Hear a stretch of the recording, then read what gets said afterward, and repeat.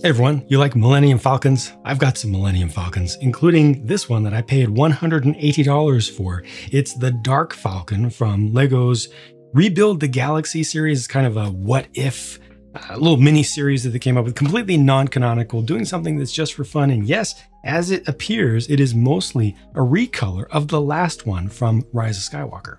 Mostly, keyword there is mostly. We'll take a closer look at the minifigures later. First, we'll focus on the main thing. I did build this live over on Twitch and we had some great chats going through the session. So that was very enjoyable, as was the build itself. There was nothing frustrating throughout this. It doesn't use much in the way of advanced building techniques. As a matter of fact, if anything, it felt a little bit simpler than the average of the large Lego Playscale Star Wars sets in the past. It just feels like, you know, they're continuing to improve their standards for how they design things. It really, you can feel it as you put it together. It feels like it was designed for minimal, what they call cognitive friction as you go through the instructions and everything. So I just felt generally good about it during the process, and I still feel good about it now that it's done. When I was looking at the initial pictures that were unveiled on the lego.com website, I thought that this had maybe too much of the light gray and possibly even too much of the dark gray in there. Wished that it had more of just the black. Maybe they could put in just a little bit more of the red. I'm glad that the red is a dark red. Obviously, this is inspired by the Death Star laser rather than being a radar dish there. But looking at it in person now, I'm okay with the combination and how they've split that up, because it does add some visual interest for sure to have it be not just black. You know, I think that this was a good call. I think the designers definitely knew what they were doing and made some good decisions. Sometimes I think that the designers don't make good decisions, but this time I think that this turned out right. The overall visual balance of it feels good. It is a recolor for the most part, especially on the outside. More of the differences are on the inside, but it still works for me. I don't feel insulted by this. I don't feel like it's trying to get over on me. It feels like it's, you know, it's very straightforward in what it is and what it's trying to do, and it's successful at that. Nothing in the build felt really frivolous to me either. A lot of people, especially cynics, will complain that it seems like Lego is just trying to bump up the parts count so they can charge more and they can scam us. It didn't feel like that. First of all, they don't do that. But second of all, it's not even in their best interest to try. But they don't do that, and it didn't feel like they did that here at all. It felt like this was designed with a purpose, and it's fairly sleek and efficient in its build. I was worried that there would be issues with the canopy, but the canopy design and production actually feels pretty good to me. I'm happy with that. And it was bagged in a bag that doesn't have a whole lot of pieces in it, so there's not a lot of damage to it in terms of scuffing and scratches. The cockpit design is very simple because of its size. They just have room for two full-size figures to sit next to each other, and potentially you can get somebody to stand behind there, especially a smaller character. But not any of the ones from this set, because I think you need short legs or at least mid legs in order to get clearance for the head to put a third person in the cockpit. This opens up much like the Rise of Skywalker one. Bring this forward, and then you have these large pizza slices, not the little ones like so many before. It's just these big ones that open up. There are gaps underneath when these are closed up, but because everything is black, you really don't see those gaps much. If anything, this looks less gappy than it really is. You've got a couple beds over here that are pretty simple, and then plenty of open floor space to have folks walking around, standing around. Enough room to get through the tunnel here so you can have figures standing.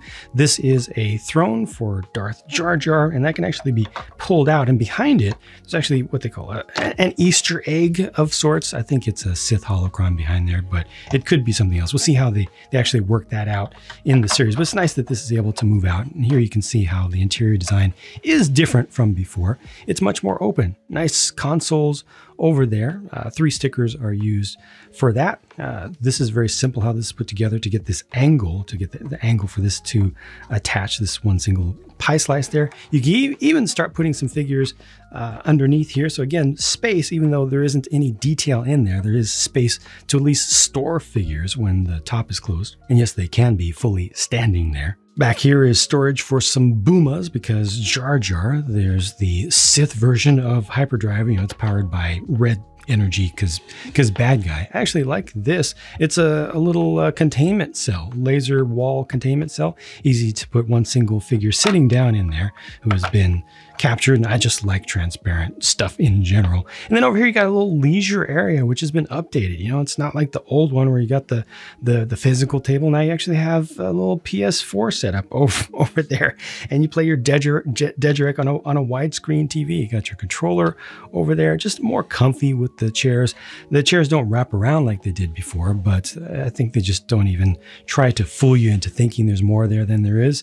That's a seat for one. That's a seat for one, and that's all there is to it. You know, it's pretty straightforward, but I think the details that are here are fine, and they give you plenty of room to move stuff around and, again, to put figures. It really feels like a proper play set, as much as these ever have. Maybe as much as they did going all the way back to the very first Playscale Millennium Falcon, which opened up quite significantly more than most of the ones that came after it until recently. You do have the little sled insert here where you can put gunners for the top and bottom, and you do, in addition to having the quad cannon here, also have one underneath which can be rotated around and even angled down because that's also on a ball joint. You also have the ramp over here which can be pulled down, so it's easier to get to it from the inside, but that can come down just for show.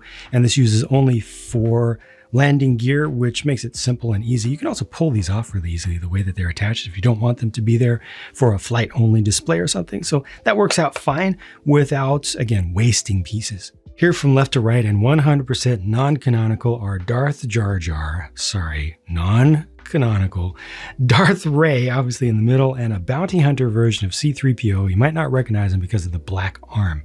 But hey, look at the nice print on the side of the arm there, print on the side of the arm here. They didn't even go cheap on it. Now, it went relatively cheap on the Darth Jar Jar, although his ears are printed up pretty nicely. And Ray, I think, looks pretty perfect. It reminds me so much of when I did the Instagram post of Darth Ray immediately after her unveiling in a trailer. But this one's better because they have a new face for her. Got the black hilt for her double-bladed lightsaber. It's not able to swing out, unfortunately, though. The print for the skin tone there could be better, could be more opaque, but it's not terrible. So yeah, I'll accept it. You got the different color of cape there, the narrow design as well. Looking around the back, you have an alternate face, which is very good and useful. And with the soft material for the cape, you can bring this up. See the print on the back there as well. And I'll just go ahead and pull Jar Jar's head off the way that it's supposed to be canonically, so that you can see the rest of the print on the back there, which is pretty good.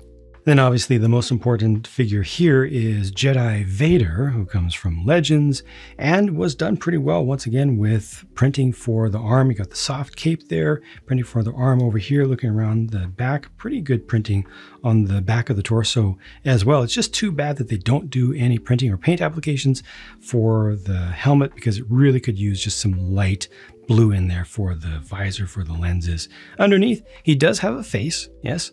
No alternate face though, just one single one, but overall a good figure, well done for what it is. You can see a tiny bit of gap here.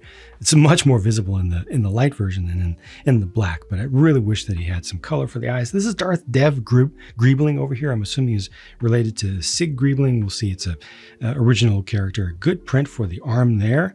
No print over here, but different color. You got the dark pearl gray in there, the gunmetal gray. So definitely some good applications of detail to this. I think the head is done pretty well. The face design is nice, and we might have just a little bit of spoiler here. Possibly. We'll see how that actually works out. But overall, a very strong figure, even though we don't know much about him. And on the right is Beach Luke. Yeah, he's just chilling. He's just chilling. No print, sorry for the blue milk. This is actually dark azure this time around. The print for the skin tone here, not good. I really wish that was better. You can see what it's supposed to be. It doesn't throw you out, I think, of immersion too much, but it definitely could have been better. Even though this is a side thing, I still want good quality for all Lego products. We do pay premium prices for them. Nice subtle printing in here. You can see some of the objects. You might see some interesting things if you look carefully in there, but it's nice that they did put that extra work in for the print. And overall, this is a quality figure with the exception of the skin tone on the torso. Here are the leftover pieces. I think I forgot to call out the fact that the spring-loaded shooters exist. So here, spring-loaded shooters exist, one in either mandible like before. Yep, they exist. And then this is what the sticker sheet looked like. Round stickers are a little bit difficult to line up, aren't they? Because you have to be extra careful with them. But yeah, there's more stickers than I would like to have, especially round ones. The main point of contention, price, of course. I paid $180 US for this. It's 180 euros, 160 pounds UK, or $240 Canadian. What nobody wants to hear is that simply adjusted for inflation. I only looked at the US numbers because that's where I live, and I'm familiar with the value of a dollar here. This is cheaper than the 2019 one. This is cheaper than the 2015 one. This is cheaper than the 2017 one. Do the math yourself, use an inflation calculator. And it's not by a little bit, it's by like $15 to $20. And that does not even consider the fact that this has way more parts than any of those. On an objective basis, this is not more expensive.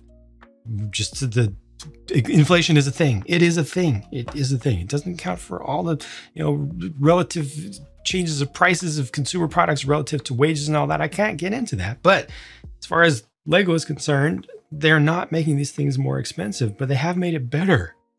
This is better. This is actually, in my opinion, the new best. The Rise of Skywalker one was easily the best play-scale Millennium Falcon they had done to date. This is the new best. This is the new good. Because, well, it has more parts, it has more detail, it has more accessible interior, more usable in that way, easier to use. Easier to swoosh. It just feels like it's put together a little bit better in general. The specific details and the colors and everything are highly subjective, whether you like those or not. And obviously, this is just a side story thing, so it doesn't have the value of being, the original Millennium Falcon that people care about so much from going all the way back to 1977. But it's a good toy. It's actually a very good toy. And you got the good minifigures in there that a lot of people are interested in. They're silly, but they're also cool. They're pretty well done. They could have been done better, honestly, but they're not bad. And just generally, the designer has done a good job with this. The design team has done a good job with this. Even the bean counters did a fine job with it. If you look at actual numbers, if you can get past the desire to just hate and to just feel, rage about everything all the time. That said, this is really expensive. I'm not going to deny that for a second. $180 for a toy, especially something that's kind of parody-like. That's a lot of money. It almost feels ridiculous. Lego always has almost felt ridiculous, especially with their bigger things, since I was a kid. Okay, that was a long time ago. And yeah, no exception here, but at least the toy is good. And if you hate the price of it, I completely understand that. I can completely empathize with that because I paid $180. Came not out of my pocketbook, came out of my credit card. I got to pay that back, right? I get it. But at least they've made a good toy here. And if you get it on a good, solid discount, if you like it, hey, if you like what you see, I think you'll like having it as well. I think it'll display well. A lot of things that I thought weren't done so well just looking at the pictures actually aren't bad at all. It looks better in person. I feel better about it in person. The build went together nicely. I am happy with this, period. Thank you very much for watching. I'll talk to you soon.